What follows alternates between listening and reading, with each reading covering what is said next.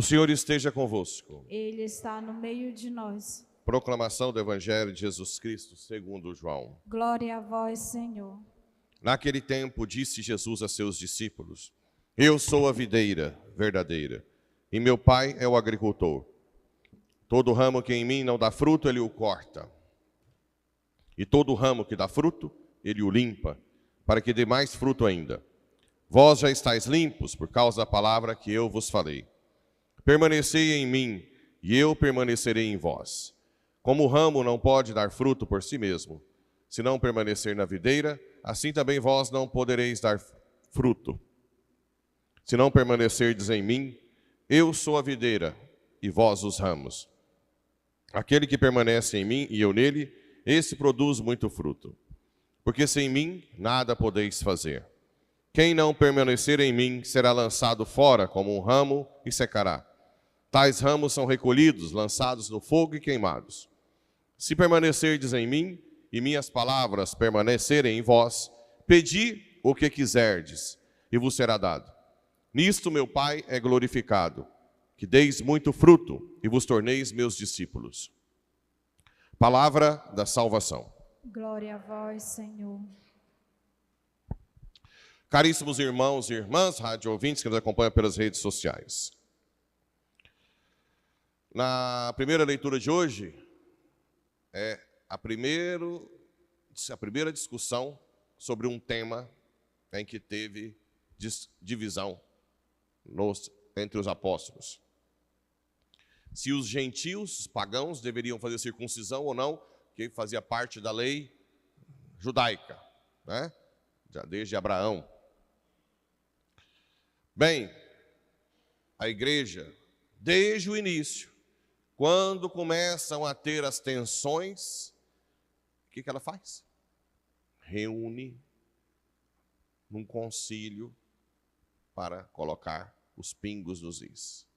O primeiro concílio da história é esse que vai acontecer logo aqui em Atos dos Apóstolos, chamado Concílio de Jerusalém, para discutir se os pagãos vão ter circuncisão ou não.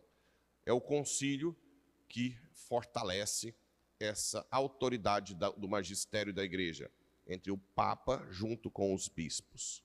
Eles não erram, mesmo que não seja definitivo, para a salvação naqueles documentos oficiais. Às vezes pode acontecer até de ter algum documento que seja confuso, mas nunca definindo verdadeiramente a verdade, uma mentira, né? E aqui, finalmente decidiram Paulo e Barnabé, depois da discussão, para que fossem a Jerusalém para tratar dessa questão com os apóstolos e os anciãos. Depois de terem acompanhado essa comunidade, Paulo atravessaram o Fenícia, chegaram a Jerusalém e foram recebidos pelos apóstolos. E ali, enquanto isso aqui acontecia, Pedro já estava tendo a visão dos animais impuros e já estava visitando a casa de Cornélio. Não é isso? Porque quando teve o concílio, Pedro, que é o Papa, disse: não, gente, aconteceu isso comigo. Uma coisa parecida com a aprovação dos franciscanos. São Francisco de Assis foi visitar o Papa, e ele viu aquele rapazinho todo vestido maltrapilho, mendicante, e o Papa ficou meio assim, e ele teve um sonho de um jovenzinho segurando a igreja inteira nas costas, com a sua humildade. O Papa, acho que é Inocêncio III, se não me engano. E acabou, depois, chamando São Francisco de volta no palácio e aprovou o estatuto dos franciscanos, né? Então, aqui você vê que o Espírito Santo move, né, o Papa junto com os bispos para que realmente não deixe o povo se perder, para que o povo não se perca. Que é diferente de movimentos isolados, como no Brasil, às vezes pode ter ideologia até dentro do episcopado, como acontece com esses trem que lança aqui, todo ideológico, às vezes, né? Alguns textos terríveis. Aquilo não é o magistério da igreja, é um grupinho que foi ideologicamente mudado, entrando na hierarquia da igreja, e que acha que aquilo ali está certo, e quer fazer engolir goela abaixo um monte de ideologia. Por exemplo, que o agronegócio é uma coisa ruim em si.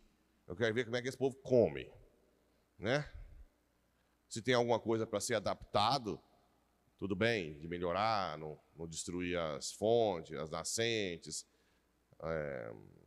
manter as leis aí que no Brasil é disparado o país que mais preserva no mundo, né? Por exemplo, o senhor Macron, francês, de Paris, né? Que falava que a Amazônia estava sendo destruída pela soja, não sabe nem estudar, né? Nem estudar sabe. Agora quer montar uma prisão para islâmico na Amazônia. O francesinho lá, globalista até não ter mais jeito, que defendia a Amazônia, quer fazer agora uma prisão. Os interesses são totalmente... Os índios que eles falam que querem ajudar, estão passando fome, morrendo. Eles querem trabalhar. E essas ONGs destroem tudo, não dão oportunidade nenhuma, porque os interesses são outros, é domínio territorial. Não tem nada de querer bonzinho. Os globalistas são os instrumentos do demônio no mundo. Essas ONGs não têm nada de boa. Eu sei que tem muitos da igreja que apoiam essas ONGs, até citam em textos, né? Mas isso não é magistério. O magistério é o Papa com os bispos no mundo inteiro. O Papa com os bispos, essas ideologias têm que cair por terra, são macabras. Basta, não dá mais para aguentar tanta ideologia na igreja, né? Nós temos que aprender a estudar, ter o catecismo, ler a Bíblia, saber lutar pela verdade. O povo brasileiro, graças a Deus, não cai mais nessas esparrelas, né?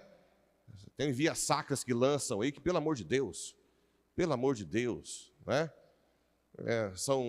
Então, o magistério é Papa com os bispos do mundo inteiro. Existem movimentos isolados, ideológicos, que nós não temos obrigação de seguir. Aliás, nós temos que lutar contra. Tudo bem? Depois, nós temos aqui o Evangelho. Eu sou a videira verdadeira. O Pai é o meu agricultor. E todo ramo que dá fruto, Ele o limpa, né? Permanecei em mim, e eu permanecerei em vós. Como o ramo não pode dar fruto por si mesmo, se não permanecer na videira. Então Jesus se coloca como videira, e nós os ramos enxertados. Gente, enxertados em Cristo quer dizer que nós temos que respirar Cristo. Nós temos que rezar o dia inteiro, falar com Ele. Né? Na hora que você chega na sua empresa, no seu trabalho. Tem gente que chega... quando o trabalho, principalmente, é meio fadigoso, tem muita gente que gosta de separar a vida religiosa, né? Vem para a igreja, que bom, agora eu vou chegar no meu trabalho. Não é assim. Claro, se o trabalho está um inferno, o patrão é insuportável, né? Se for católico, você manda falar comigo, esse patrão insuportável, né? Porque o patrão católico tem que ser um patrão bom, que trata bem os outros, que paga bem, né? Que cria um ambiente bom e não escraviza. Mas o fato é entendível, que às vezes é difícil, é fadigoso, mas o cerne da coisa, o núcleo é você entrar no trabalho oferecendo aquele trabalho como a oração. Toda a fadiga do trabalho, toda a dificuldade, fazer bem feito, não roubar o tempo, né? Não roubar o tempo que você tem de acordo. Claro, gente, a igreja também ela é flexível. Quando eu trabalhava como médico, eu via que antigamente, hoje não sei como é que está, né? Muitas prefeituras aí tinham dificuldade de contratar médico pela carga horária e salário.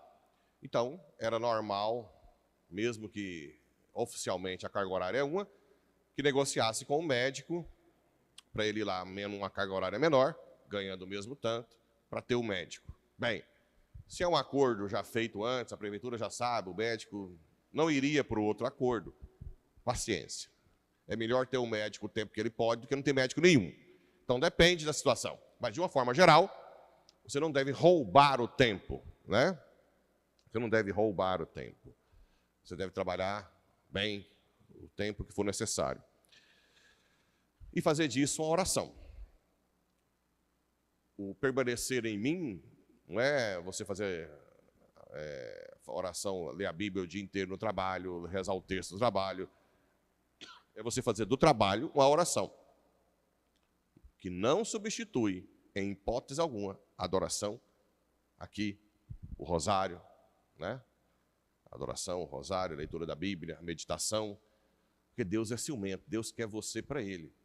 Se você não tem esse hábito ainda de se sentir um ramo de uma videira, essa necessidade é porque está rezando pouco. O certo é que você ficar sem rezar 1, 2 dias, você se sinta mal.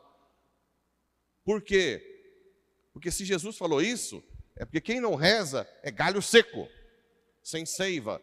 Se não tem seiva, como é que um galho sem seiva? Seco. Se você não sente falta da Eucaristia, você é um desnutrido espiritual, não é? Você fica sem comer, você não fica desnutrido? Fraco. Ou não? Espiritualmente é a mesma coisa. Quem é de missa diária são os mais fortes, teoricamente. Tem mais comida top, né? Whey protein espiritual, mais todos os creatina, o que mais que dá força aí? Aminoácidos para a alma, está tudo na Eucaristia, tudo junto. Então você robustece a sua fé, né? Você com a comunhão diária, você se torna... Quantas vezes pode comungar no dia? O máximo. 2 vezes, na Santa Missa. Ok? Dentro da Santa Missa. Então, se você for 2 vezes na Santa Missa, você pode comungar as 2 vezes. Desde que você não esteja em pecado mortal, desde que você esteja confessando pelo menos frequentemente, né? E assim por diante. Mas essa ideia que eu sempre tenho colocado na mente de todo mundo, de que nós não somos nada sem Cristo, ela deve estar presente o tempo inteiro na nossa mente, no nosso coração. Nós temos que o tempo inteiro reconhecer que nós somos totalmente dependentes de Cristo. Nós não fomos feitos para viver sozinho. O ramo sozinho não serve para nada. Serve. Para quê? Botar fogo. Não é isso? Só vai servir para isso. Fogo do inferno. Se tem uma coisa que eu não perco a oportunidade quando eu vejo meu sobrinho. Ontem eu estava despedindo. Lembra? Tem inferno, hein? É a única coisa que eu tenho para morte, inferno, é o que o padre tem para usar, né? Para tentar converter. Mas é verdade. Alguém escreveu para mim que Deus é bom, não tem inferno. Não tem nada a ver uma coisa com a outra. O inferno é que Deus nos leva a sério. Deus não quer ninguém no inferno. Deus é bonzinho demais. Você é uma tranqueira, não quer saber dele, vai. Você não reza, você não serve para nada. Só pensa no você, enjoado, corrupto. O que você quer da vida? Você vai para onde? Para o céu? Enche o saco, chifra a mulher, adultério, fornicação, vício. O que você quer? Você quer ir para o céu de como é que chama? Asinha? Você está chifrão o seu, você mal passa. O chifre do capeta, né? Mal passa na porta. É claro que os nossos atos têm consequências. Claro que tem.